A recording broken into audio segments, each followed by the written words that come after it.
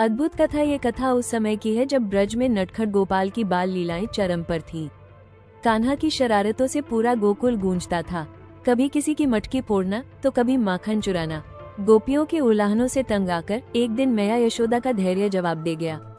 क्रोध में आकर मैया ने छड़ी उठाई और कान्हा के पीछे दौड़ पड़ी। आज नहीं छोड़ूंगी तुझे, बहुत नटखट हो गया है तू। मैया का रौद्र रूप देखकर बालकृष्ण अपने नन्हे नन्हे कदमों से सरपट भागे। भागते भागते वे एक कुम्हार प्रजापति के घर में जा घुसे। उस समय कुम्हार मिट्टी के बर्तन बनाने में मग्न था। अचानक उसने देखा कि साक्षात त्रिभुवन के स्वामी भयभीत होकर उसके सामने खड़े हैं। सांसें फूल रही थी और कान्हा बोले, कुम्हार काका, मेरी मैया छड़ी लेकर आ रही है, मुझे कहीं छिपा लो प्लीज। कुम्हार तो प्रभु को पहचान गया था। वो मन ही मन गदगद हो गया कि आज स्वयं भगवान उसकी शरण में आए हैं।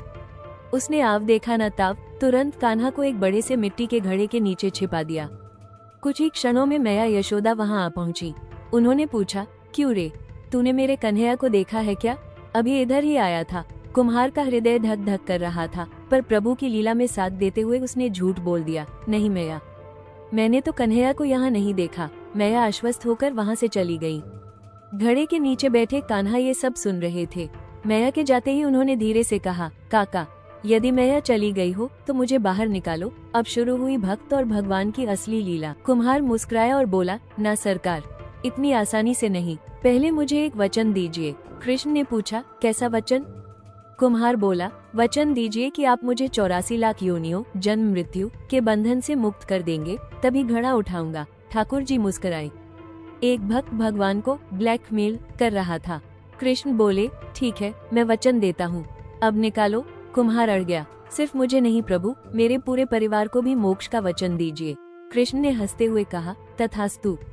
उन्हें भी मुक्ति मिली। अब तो निकालो, मेरा दम घुट रहा है। कुम्हार फिर बोला, रुकिए केशव, एक विनती और है। जिस मिट्टी से यह घड़ा बना है उसे मेरे बैलों ने बड़ी मेहनत से धोया है।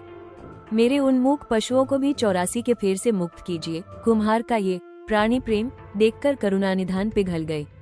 उन्होंने बैलों को भी मोक्ष का वरदान दे दिया। कृष्ण बोले, अब तो तुम्हारी सारी इच्छाएं पूरी हो गई, अब तो दया करो काका। तब कुम्हार की आंखों में आंसू आ गए। वो बोला, हे दीनानाथ, बस एक अंतिम इच्छा और है। जो भी प्राणी हम दोनों के बीच के इस संवाद कथा को सुनेगा या पढ़ेगा, प्रभु आपको उसे भी जन्म मृत्यु के चक्र से मुक्त करना होगा। कुम्हार की यह निस्वार्थ भावना देखकर कि उसने केवल अपने लिए नहीं बल्कि संसार के हर प्राणी के लिए मुक्ति मांग ली, बालकृष्ण का हृदय भर आया।